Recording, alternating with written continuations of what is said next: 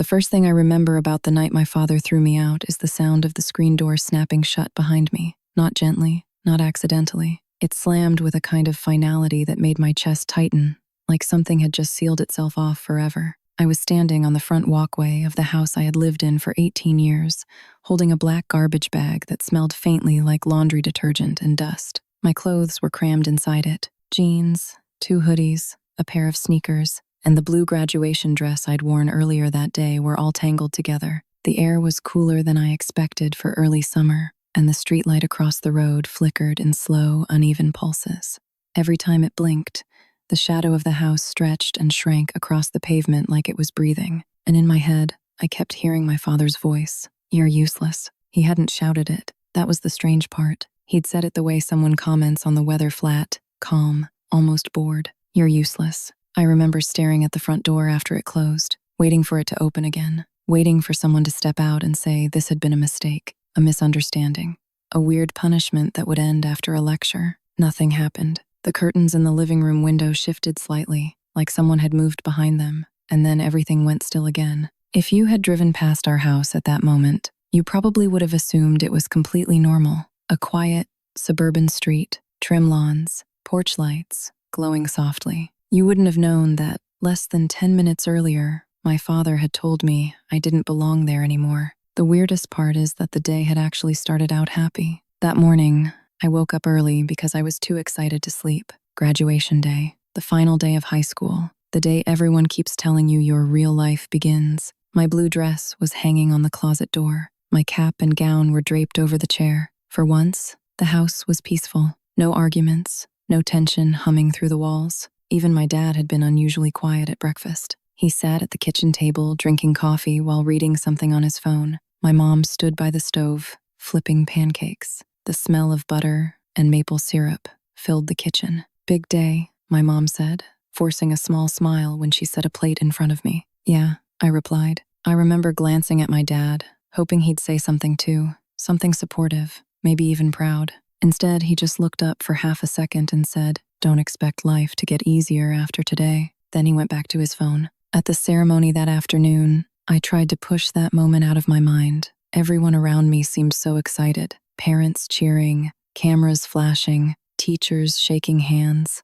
When my name was called, I walked across the stage and accepted my diploma. For a brief second, the auditorium lights blinded me, and I couldn't see the crowd at all. But I heard applause somewhere in the darkness. I told myself it had to be my family. Afterward, we took pictures outside the school. My mom hugged me quickly and said, "You look beautiful." My dad stood a few feet away with his hands in his pockets. "Okay," he said when the photos were done. "Let's go." No smile, no congratulations, just that same flat voice. By the time we got home, the sun was already setting. My mom insisted on making a small dinner to celebrate. Nothing fancy, spaghetti, garlic bread, and a chocolate cake she bought from the grocery store. The 3 of us sat at the table. At first, the conversation felt normal. My mom asked about my plans for the summer. I mentioned the part-time job I'd applied for at a bookstore downtown. "That's temporary," my dad said immediately. "I know," I replied carefully. "I just thought you thought wrong." He twirled his fork through the spaghetti like he was bored. "You're 18 now," he continued. "That means you start taking responsibility for your own life." Something about the way he said it made my stomach tighten. "I already do," I said quietly. My mom shifted in her chair. "Your father just means—" "I mean exactly what I said," my dad interrupted. The room went silent. I remember staring at the condensation sliding down my water glass while my brain tried to understand where the conversation was going. Then he pushed his plate away and leaned back in his chair. "You need to pack your things tonight," he said. I blinked. "I'm sorry." "What?" "You heard me." I laughed nervously because it sounded so absurd it had to be a joke. "Pack, like for college later?" "No," he replied. "Pack because you're leaving." The words hung in the air, like something toxic. "Leaving where?" "That's not my problem." My heart started pounding. "Dad, I don't understand." He looked at me the same way someone might look at a broken appliance. "You've had 18 years here," he said. "More than enough time to figure things out. Now, it's time you learn what the real world looks like." "That's insane," I said, my voice shaking. "I just graduated today." "Exactly." My mom finally spoke. "Maybe we should talk about this later." "No," my dad snapped. Then he turned back to me. "You need to stop pretending you're some kind of special case. You're not." "I'm not pretending anything," I whispered. He leaned forward slightly. Yes, you are. You keep acting like your life is going to magically work out. I never said that. You didn't have to, he replied. Your attitude says it. My chest felt tight. I'm trying, I said. I got good grades. I applied for jobs. He cut me off with a small, dismissive wave. That's the bare minimum. Then he said the sentence that still echoes in my head years later. You're useless. My mom inhaled sharply. Don't say that. But it's true, he continued calmly. I felt like the floor had disappeared beneath me. Why would you say that to me? I asked. Because someone needs to be honest with you. My hands were shaking now.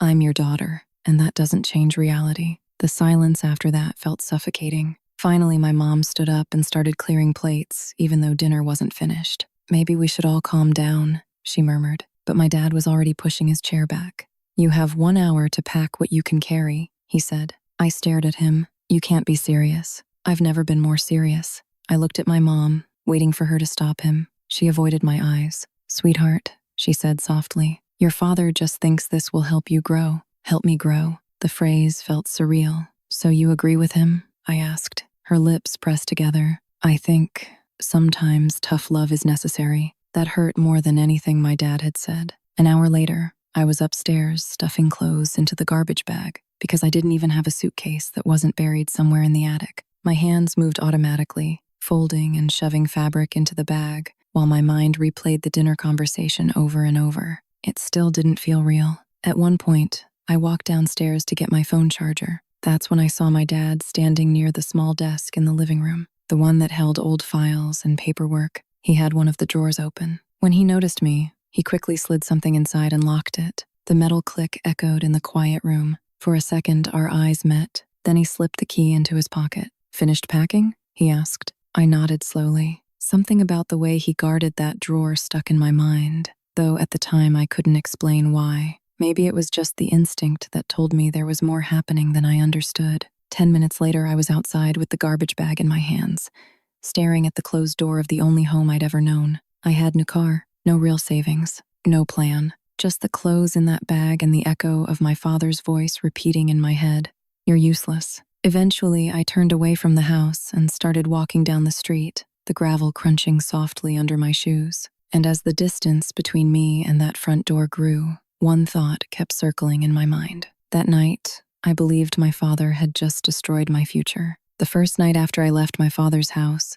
I slept on a couch that smelled faintly like orange soda and laundry powder. My friend Maya had insisted I come to her place after I texted her something vague like, "Hey, do you think I could crash at your place tonight?" I didn't explain the situation right away. I didn't even know how to describe it without sounding like I was exaggerating. Because who tells someone their dad kicked them out on the night they graduated high school? But when Maya opened the door and saw the garbage bag in my hands, she didn't ask questions immediately. She just stepped aside and said quietly, "Come in." Her apartment was small, barely big enough for the 2 roommates who already lived there. The couch I slept on sagged in the middle, and every time I moved, the springs made this tired, creaking sound like the furniture was protesting. I didn't sleep much that night. My brain kept replaying dinner at my parents' house the way my father said the word useless like it was an objective fact. The next morning, Maya made toast and scrambled eggs while pretending everything was normal.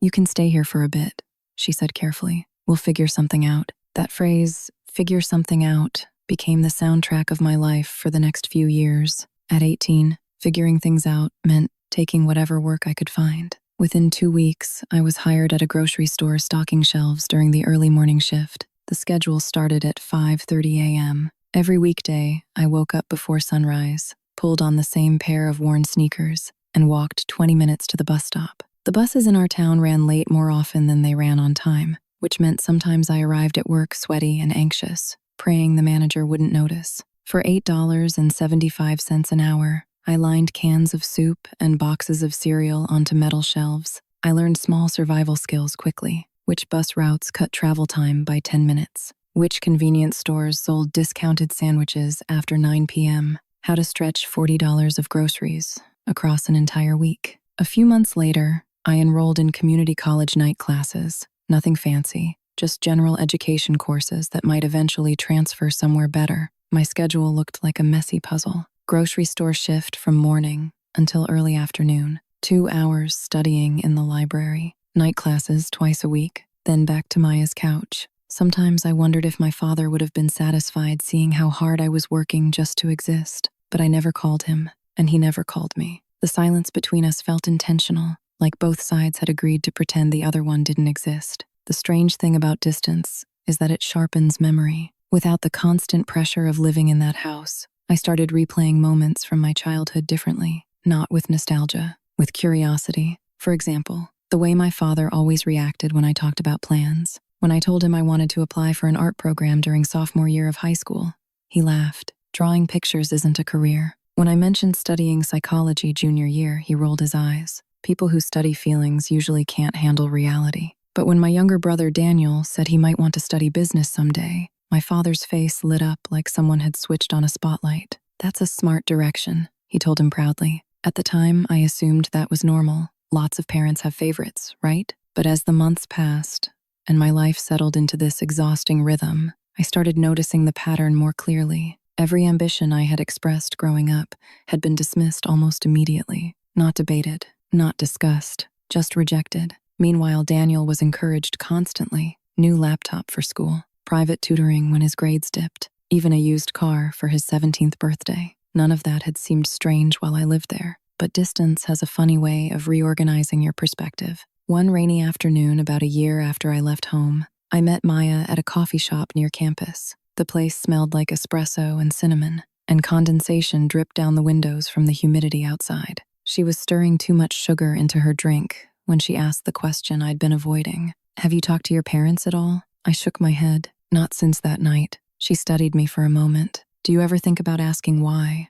I gave a short laugh. "Why would I do that? Closure, maybe?" I leaned back in the chair. "I already know the answer. He thinks I'm a failure." Maya tapped her spoon against the mug. "That explanation feels incomplete." "What do you mean?" "I mean, your dad didn't just kick you out," she said. "He did it suddenly, on a day that was supposed to celebrate you." Her observation lingered in the air between us. For the first time, I felt a strange flicker of doubt about the story I had been telling myself. What if there was something else behind it? The thought stayed with me longer than I expected. A few weeks later, I went to visit another friend from high school named Lila. She had recently moved into a small rental house and was cleaning out the storage unit her parents had used for years. "You wouldn't believe the junk in here," she said, pushing open the metal door. The storage space smelled like cardboard and dust. Old boxes were stacked in uneven towers, some labeled with faded marker. While Lila sorted through her family's belongings, I wandered toward a smaller pile near the back wall.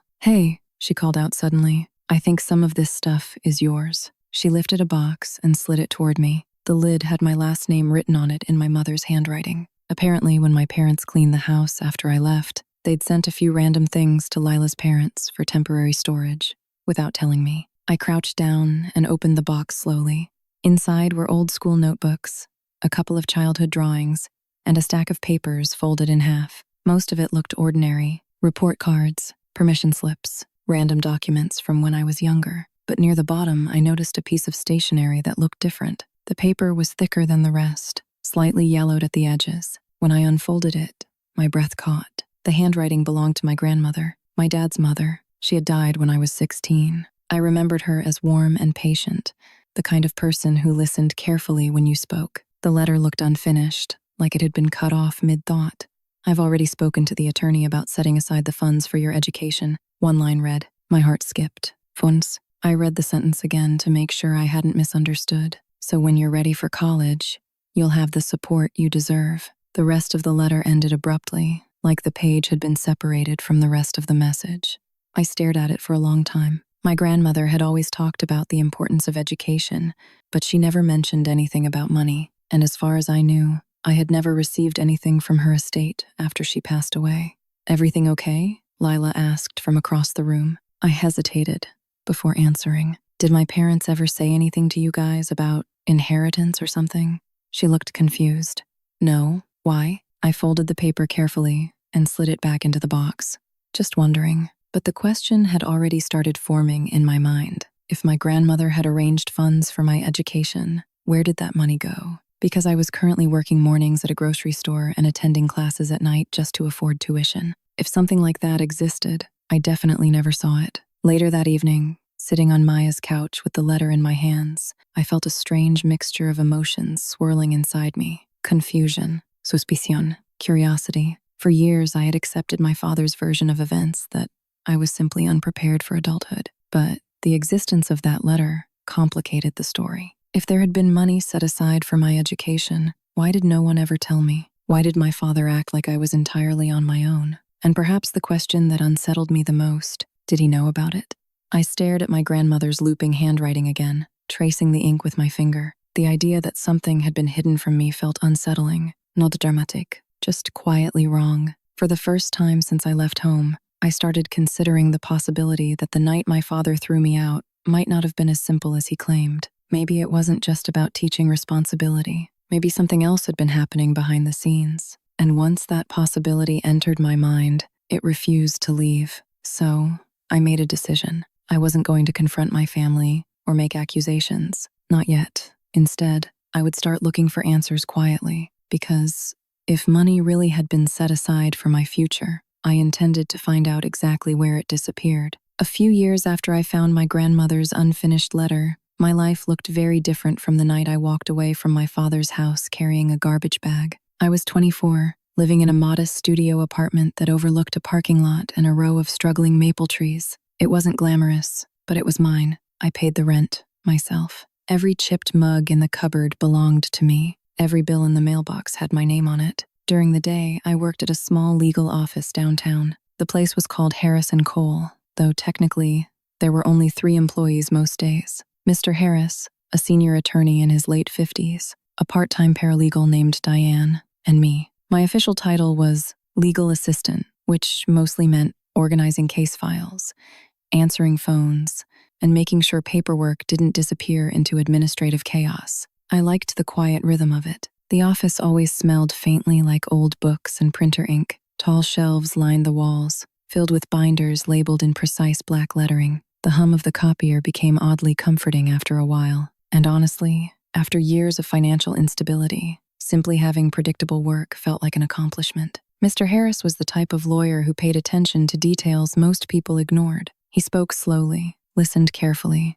and had a habit of folding his reading glasses before making any serious point. One afternoon, during a lull between client meetings, he walked into the small break room while I was pouring coffee into a chipped ceramic mug. "You've been here almost 2 years now," he said casually. 2 years and 3 months, I corrected with a small smile. He nodded thoughtfully. "You're reliable. That's a nice way of saying I'm good at filing paperwork." He chuckled. "It's a nice way of saying you're capable of more than you think." I shrugged, leaning against the counter. "Trust me, I've had plenty of people explain my limitations." He raised an eyebrow. "Have you?" The question lingered in the air, and before I realized it, I was telling him the story. Not dramatically, just the facts. How my father had thrown me out the night I graduated high school. How I'd spent years working random jobs while attending community college. How I eventually landed the assistant position in his office. Mr. Harris didn't interrupt. He just listened with the kind of quiet focus that made people keep talking. When I finished, he folded his glasses slowly and said something unexpected.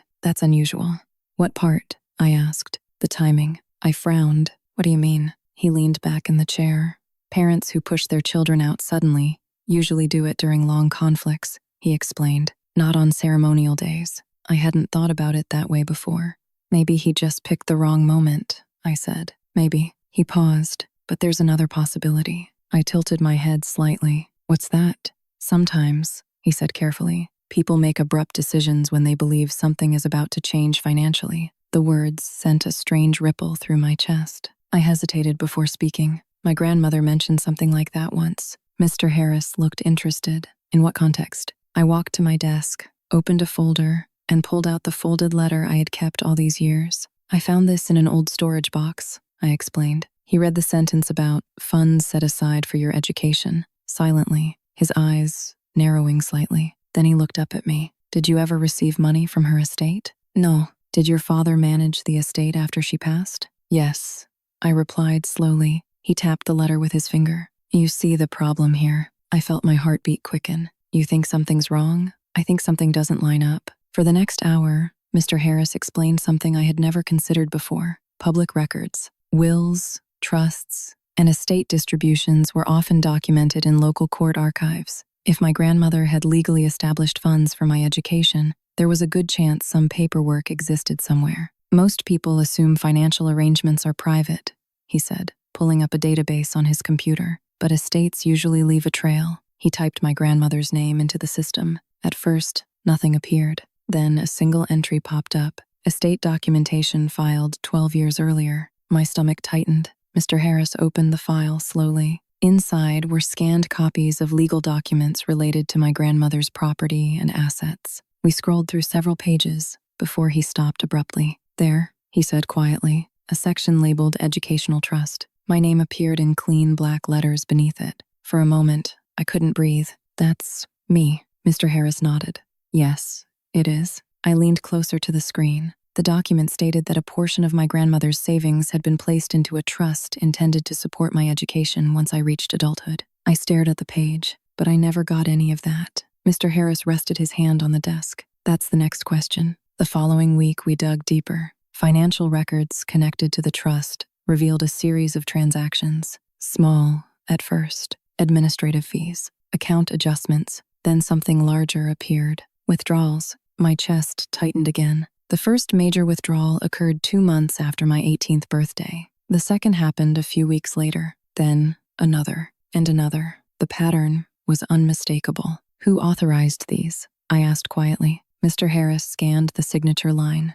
According to the documents, he said carefully, the trustee. And who was the trustee? He turned the screen toward me. My father's name was printed clearly on the page. For a long time, neither of us spoke. Memories started rearranging themselves in my mind. The locked drawer in the living room desk, the sudden decision to throw me out, the way he said I needed to learn responsibility. A cold realization slowly settled in my chest. He controlled the money, I whispered. Mr. Harris nodded. Yes, he felt dizzy. All those years, I thought I was struggling because I had nothing. He didn't respond immediately.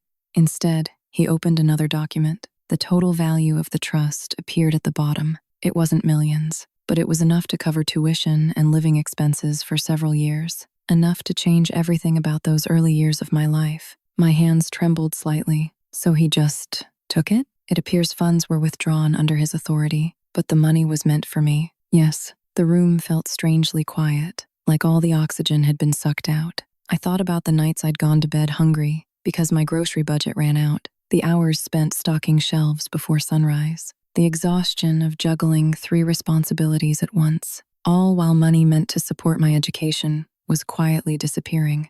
I swallowed hard. Is that legal? Mr. Harris leaned back in his chair. That depends on the conditions of the trust. He pulled another document onto the screen. After reading for a moment, he exhaled slowly. Well, my stomach twisted. What? The language is very clear, he said. The funds were designated specifically for your benefit, so if he used them, he may have violated his fiduciary responsibility. I blinked. That sounds serious. It is. For a few minutes, I just stared at the screen. My father's voice echoed in my memory. You're useless. But now the sentence felt different. Less like criticism, more like justification, as if he needed me to believe that about myself so I would never question anything else. Mr. Harris closed the file gently. There's one more step, he said. What's that? We confirm the full transaction history and determine exactly where the money went. And then, he looked at me carefully. Then you decide whether you want to take legal action. The idea felt overwhelming. I had spent years trying to move forward, not backward, but the evidence sitting on that computer screen refused to be ignored. What would that involve? I asked. A formal case requesting financial disclosure, he explained. It would require your father to provide records explaining how the trust funds were used. But my chest tightened again. He'd know I was the one asking. Yes, silence filled the office. Part of me wanted to walk away, to pretend none of this existed. But another part, the stronger part, felt something different. Anger, not explosive anger, something quieter, colder, the kind that forms when you realize years of struggle were never necessary. Mr. Harris watched my expression carefully. You don't have to decide today, he said, but I already knew something had changed. For the first time since I left home, I understood that the story my father told about me might not have been the truth, and if he had taken something meant for my future, I wasn't willing to ignore it anymore. A few days later, the final confirmation arrived. The educational trust created by my grandmother had existed exactly as the letter described. and according to the official documentation, I had always been the sole beneficiary. The morning of the hearing, I woke up before my alarm even had the chance to ring. For a few seconds, I lay still in bed, staring at the ceiling of my apartment, listening to the faint rumble of traffic beginning outside. My chest felt tight in a way I couldn't quite describe. Not panic, not exactly fear either. It was more like standing at the edge of something that had been approaching for years, finally realizing there was nowhere left to step back. By the time I reached the courthouse, the sky was pale and overcast. The building itself looked heavier than I remembered from previous visits with the firm. Tall concrete columns framed the entrance, and the glass doors reflected a slightly distorted version of the street behind me. I paused for a moment before going inside. If you've never walked into a courthouse when your own family is on the other side of the case, it's a strange feeling. Everything about the environment is formal and orderly: security scanners, polished floors, quiet conversations echoing through hallways. Yet beneath that calm structure, you know people's lives are about to shift in ways that can't be undone. Mr. Harris met me near the courtroom doors. He wore a dark suit and carried a leather briefcase that looked older than I was. "You ready?" he asked gently. I nodded once, as ready as I'll ever be. When we entered the courtroom, my eyes moved instinctively toward the opposite table. My father was already there. I hadn't seen him in years. Time had added gray streaks to his hair and deepened the lines around his mouth, but his posture was the same: straight-backed, arms folded, expression controlled. For a moment, neither of us spoke. Then his gaze shifted away like I was someone he'd barely recognize on the street. The hearing began shortly after. The judge, a middle-aged woman with calm but firm energy, reviewed the case summary aloud. The words sounded clinical when spoken in legal language: misuse of trust funds, breach of fiduciary responsibility, financial diversion. But I knew what those phrases actually represented: years of unnecessary struggle, sacrifices made under the assumption I had nothing. My father's attorney stood first. He was younger than Mr. Harris and spoke with the smooth confidence of someone who believed the narrative was already in his favor. "Your Honor," he began, "my client provided for his daughter for 18 years. When she reached adulthood, he made the difficult decision to encourage independence. The claim that he somehow deprived her of financial opportunity ignores the broader context of her own life choices." Life choices. I felt the words press against my ribs like something heavy. The attorney continued. "The plaintiff voluntarily left the home environment and pursued her own path. Any suggestion that funds were intentionally withheld is based on speculation rather than fact." Mr. Harris didn't react immediately. He simply took a few notes before standing. "Your Honor," he said calmly, "the matter before us is not philosophical. It is financial. The trust established by the late Margaret Lawson contained explicit language identifying the beneficiary and the intended use of the funds." He paused slightly. "The beneficiary is seated beside me." The judge nodded. "Proceed." Mr. Harris approached the evidence table and placed several documents in front of the court clerk. These records show that the trust created by the deceased was designated exclusively for the educational support of her granddaughter. He glanced briefly toward my father. The trustee appointed to manage these funds was the defendant. My father shifted slightly in his chair but remained silent. Then the documents appeared on the courtroom screen. A timeline of withdrawals, dates, amounts, account transfers. Mr. Harris spoke again. "The first withdrawal occurred 62 days after the beneficiary reached legal adulthood." My pulse quickened as he continued. Subsequent transactions were conducted in a pattern suggesting systematic depletion. My father's attorney rose quickly. "Objection. The interpretation of intent is speculative." Mr. Harris didn't raise his voice. "I'm presenting financial facts." The judge gestured for him to continue. Next came witness testimony. The first witness was the estate attorney who had originally worked with my grandmother. He was an older man with thin white hair and a voice that carried easily across the courtroom. "I met with Mrs. Lawson multiple times before finalizing the trust," he explained. "And what was her stated intention for these funds?" Mr. Harris asked. "To ensure her granddaughter had access to higher education, regardless of future circumstances." The words hung in the air. My grandmother's intention. Clear, simple, unmistakable. My father's lawyer attempted to redirect the conversation. "Is it possible," he asked carefully, "that the trustee had discretionary authority to manage the funds in a broader sense?" The witness adjusted his glasses. "The trust permitted management," he replied, "not personal appropriation." A ripple of quiet murmurs moved through the courtroom. Then came the financial records. Mr. Harris displayed the transfer statements one by one. "What do you notice about these accounts?" he asked. A financial analyst called to testify. The analyst pointed toward the screen.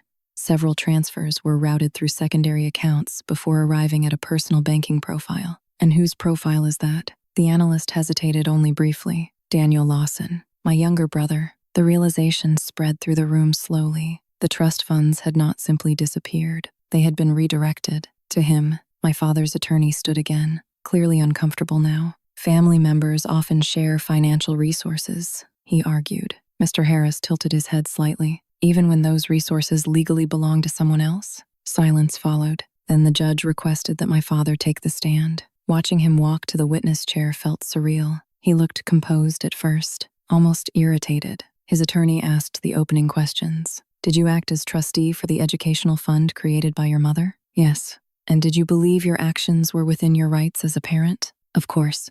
His voice sounded exactly the same as I remembered, steady, dismissive. "I made decisions based on what I believed was best for my family." Then Mr. Harris approached. "Mr. Lawson," he began, "are you aware that the trust explicitly named your daughter as the sole beneficiary?" "Yes." "And are you aware that those funds were intended specifically for her education?" "I understood that." Mr. Harris held up a document. "Then can you explain why nearly 70% of the trust was transferred to accounts associated with your son?" For the first time, my father hesitated. "It was a family decision." "A family decision made without the beneficiary present?" He didn't answer immediately. Finally, he said, "She left home." I felt my hands clenched together. Mr. Harris spoke again. "She left after you removed her from the household. That was discipline." "No," Mr. Harris replied quietly. "That was displacement." The judge leaned forward slightly. "Answer the question, Mr. Lawson." My father exhaled slowly. "I believed the money would be wasted."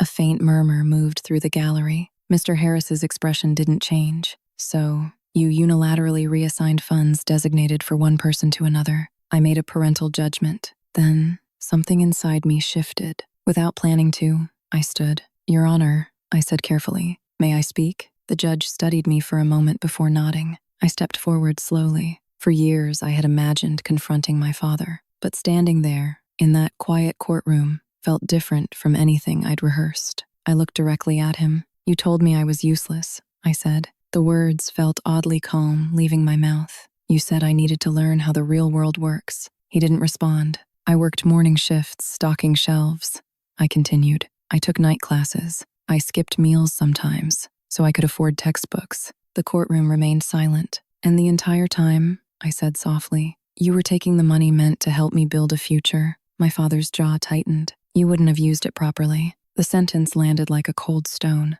but instead of breaking me, it clarified everything. "That wasn't your decision to make." When I returned to my seat, the judge called for closing statements. Mr. Harris summarized the evidence with quiet precision. "A trust exists to protect a beneficiary's interests," he said. "When the individual responsible for safeguarding those funds diverts them elsewhere, the legal term is not parenting."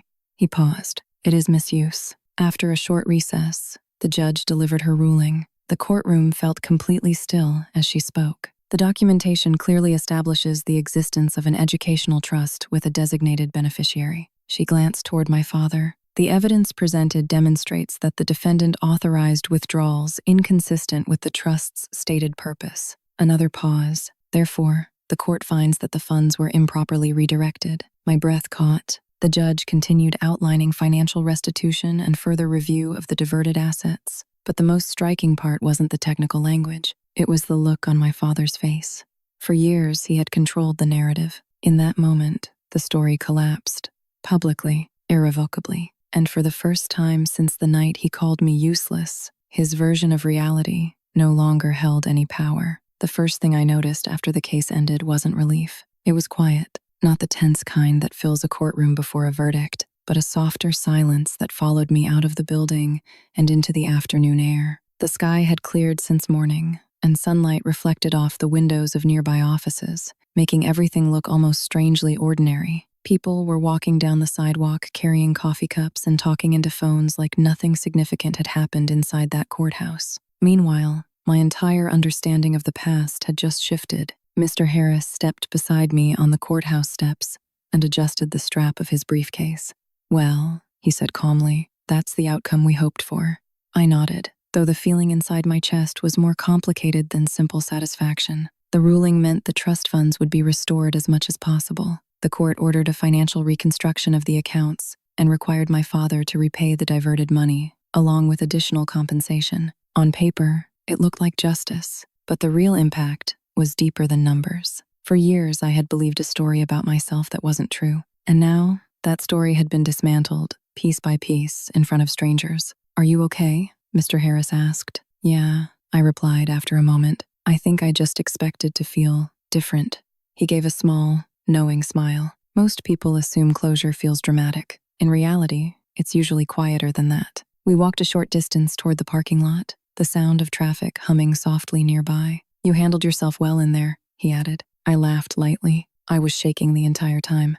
"Perhaps," he said, "but you spoke clearly." That comment stayed with me longer than I expected, because speaking clearly hadn't always been easy for me. For most of my life, one particular word had shaped the way I saw myself: useless. It's strange how a single label can settle into your identity when it's repeated enough times. When my father said it the night he forced me out of the house, part of me believed him instantly, not because I had proof, but because somewhere deep down I had already absorbed the idea that I wasn't quite enough, that maybe my ambitions were unrealistic, that maybe my efforts were always going to fall short. For years after leaving home, that word followed me everywhere. It whispered in my mind during long grocery store shifts when my feet ached from standing. It surfaced while I studied late at night, convincing me that everyone else probably understood the material faster. Even after I started working at the law office, a small part of me worried that someone would eventually realize I didn't belong there. But the truth revealed during the case changed something fundamental. My father hadn't called me useless because it was accurate. He called me that because it was convenient. If I believed I had no potential, I would never question why resources meant for my future had quietly disappeared. Realizing that was both painful and strangely liberating. A few weeks after the ruling, I met Mr. Harris for lunch at a small cafe near the office. The place had wooden tables, large windows, and the smell of fresh bread drifting from the kitchen. We sat near the back where it was quieter. The conversation started with practical matters, paperwork, financial adjustments, timelines for repayment. But eventually, Mr. Harris leaned back in his chair and looked at me thoughtfully. "You know," he said, "most people in your situation would have given up long before this point." I stirred my tea slowly. "Honestly, I almost did, but you didn't." I shrugged slightly. I didn't really think of it as resilience at the time. It just felt like survival. He nodded. "That's often how resilience works." The waiter set 2 plates of sandwiches on the table, and for a moment we both focused on eating. Then Mr. Harris spoke again. "There's something else you should understand." "What's that?" "Winning the case doesn't define your strength." I looked up. "What do you mean?" "You were already strong before any courtroom ruling," he said. "You built a life from nothing long before the legal system confirmed what happened." His words landed gently but firmly. For years, I had imagined justice as the moment everything would suddenly feel balanced. But hearing him say that made me realize something important. The hardest part of my life had already happened long before the judge delivered her decision. The lonely nights, the constant uncertainty, the effort required just to keep moving forward when it would have been easier to give up. Those experiences had shaped me in ways no financial settlement ever could. A few months later, the compensation payments were finalized. The reconstructed trust funds were transferred into a secure account under my control. Seeing that balance appear on the statement felt surreal, not because of the amount itself, but because of what it represented. Possibility, education that had once seemed out of reach, stability I had never expected to experience. I used a portion of the money to complete my degree without juggling multiple jobs. For the first time in my adult life, I had the ability to focus on studying without constantly calculating how to afford rent or groceries. But even as life improved, one question lingered in the background. People sometimes ask what happened with my father afterward. Did we talk? Did he apologize? The honest answer is simple: no. After the hearing, he left the courthouse without saying a word to me. I watched him walk down the hallway toward the exit, his shoulders rigid, his expression unreadable. In that moment, I realized something unexpected. I didn't actually want a conversation. For years, I had imagined confronting him again, demanding explanations or apologies. But standing there that day, I understood that some people aren't capable of giving the answers you deserve. And chasing those answers can keep you trapped in the same emotional space where the damage originally happened. So instead, I made a quiet decision. I would move forward without him, not out of anger, out of clarity. The absence of a relationship became a boundary rather than a wound. Life continued evolving in small, meaningful ways. I moved to a slightly larger apartment with windows that overlooked a tree-lined street. I adopted a lazy orange cat that liked to nap on top of my textbooks while I studied. Simple things, normal things, the kind of experiences I once thought were reserved for other people.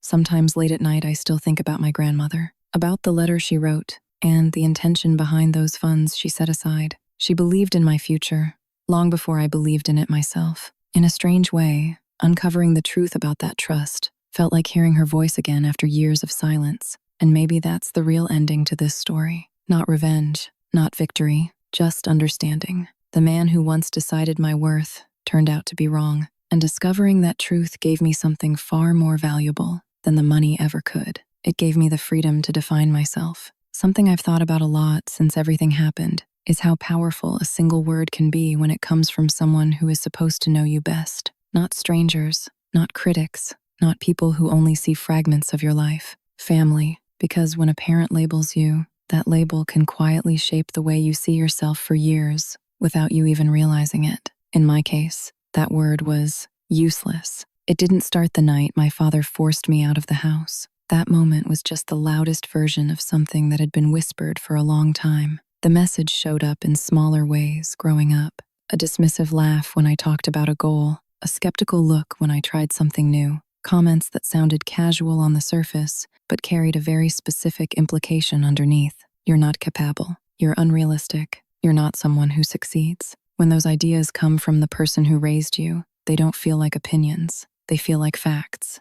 And when you're young, you don't question them. You adapt to them. For a long time, I shaped my life around proving that label wrong, even before I consciously understood that was what I was doing. Every early morning shift, every late night studying after work, every moment where I chose to keep moving forward instead of quitting when things became overwhelming. At the time, it felt like survival. Looking back now, I realize it was something more complicated. Part determination, part stubbornness, and maybe a quiet refusal to accept the version of myself that someone else had written. What fascinates me now is how labels from family can distort identity in subtle ways. They influence how you interpret success and failure. They affect which risks you're willing to take. Sometimes they even shape the dreams you allow yourself to imagine. If someone tells you long enough that you're incapable, you might start believing that any achievement you reach is temporary or accidental. Have you ever noticed that pattern in your own life? Maybe someone told you that you were lazy or difficult or too sensitive or not intelligent enough.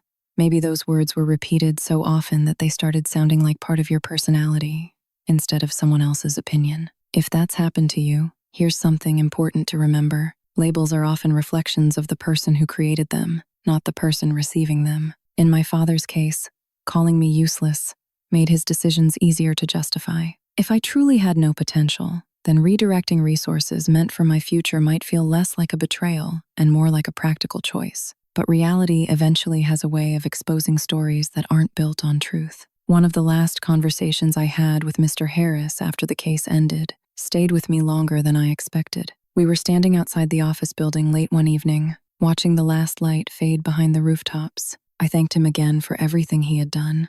He shook his head slightly and said something simple. Truth always leaves a paper trail. At first, I thought he was just talking about legal documents, the trust records, the financial transfers, the evidence that surfaced once someone started asking questions. But later, I realized the phrase meant something broader. Truth leaves traces in people too, in persistence, in the quiet determination to keep building a life even when someone else insisted you couldn't. Looking back now, I don't see my story as a victory over my father. I see it as proof that other people's narratives don't have to become your destiny. Sometimes the very insult meant to shrink you becomes the motivation that pushes you to grow beyond it.